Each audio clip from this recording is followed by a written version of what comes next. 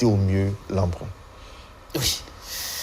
Le coût de l'éducation, aujourd'hui, on s'amusait à en parler avec les collaborateurs en conférence de rédaction. L'idée, c'est d'en faire d'ailleurs un sujet. Le coût de l'éducation aujourd'hui, on s'est amusé comme ça à comparer ce nos parents ont investi dans notre éducation depuis la maternelle jusqu'à l'université. Et on compare aujourd'hui aux enfants d'aujourd'hui. Il y a un qui me parlait de son petit cousin.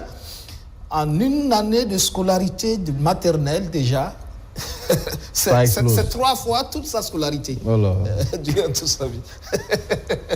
Ça c'est les parents. Je vous dis, il y a des gens qui ont les moyens de ça.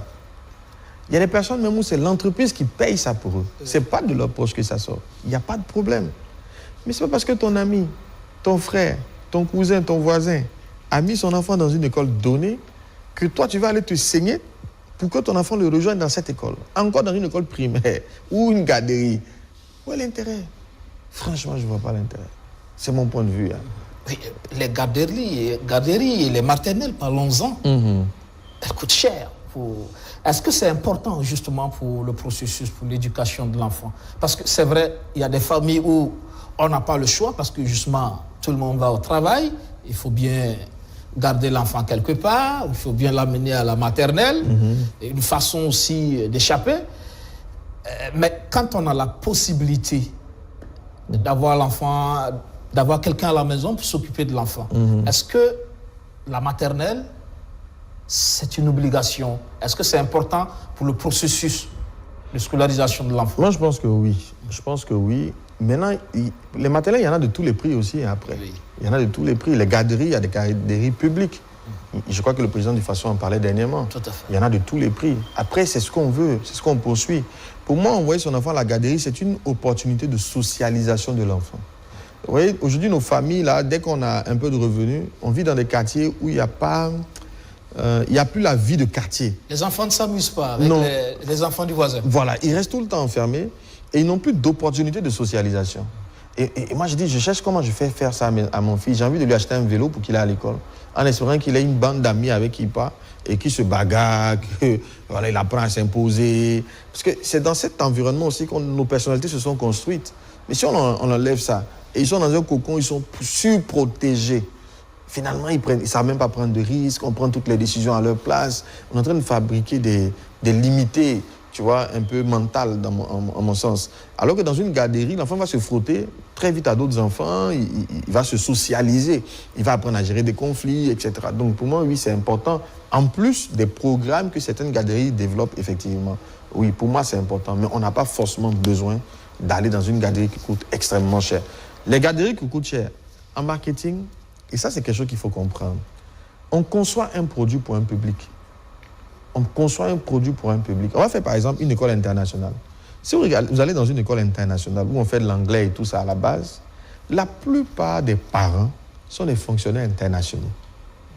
Ils ont besoin que leurs enfants soient dans ce type d'école parce qu'ils voyagent beaucoup. Il peut être là 2 ans ou 3, après il va dans un autre pays. Comment l'enfant fait pour s'adapter à des systèmes éducatifs qui vont varier?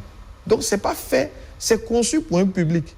Et ce public-là a besoin d'un environnement particulier parce que l'enfant doit être capable de s'adapter comme son père ou ses parents aux différents pays dans lesquels ils vont se retrouver. Et très souvent, ils peuvent se retrouver dans un pays totalement anglophone. Donc, l'enfant a besoin de comprendre l'anglais. Mais tu es un local. Tu n'as pas beaucoup de revenus. Pourquoi tu veux que ton enfant soit dans une école internationale? Ce n'est pas conçu pour toi. Donc, ça va te coûter cher. C'est toi qui allais chercher. Il y a des solutions locales. Trouve-les. Pose des questions. Voilà, chaque produit répond à un besoin. Il y a une cible. Et si vous n'êtes pas de la cible, que vous forcez pour aller consommer, quand on prend l'avion, il y a la classe affaires, il y a la classe économique. Ouais. Ce n'est pas le même prix, parce que ce n'est pas le même but. Le gars qui va en classe affaires, là, dès qu'il descend du vol, il va à un rendez-vous. Il peut finir le rendez-vous et le même jour, il est encore un autre vol en train d'aller ailleurs. S'il s'amuse, aller s'asseoir dans un siège qui n'est pas confortable, mais il ne va pas tenir parce qu'il voyage trop. Mais toi, tu ne voyages pas beaucoup. Tu voyages une fois dans l'année, mais chaque 2 ans.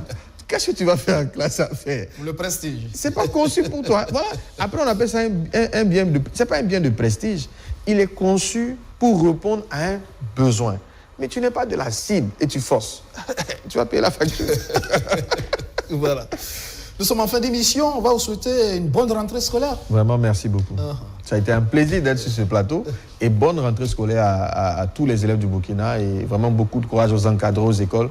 Et que Dieu bénisse le Burkina Faso. Oui, en espérant que nos téléspectateurs, en tout cas, ont pris bonne note, les parents d'élèves, mais aussi les encadreurs, par rapport à tout ce qui a été dit ce soir, pour permettre à l'enfant, justement, de réussir son année scolaire. Merci de nous avoir suivis. À très vite sur BFM. Bonsoir.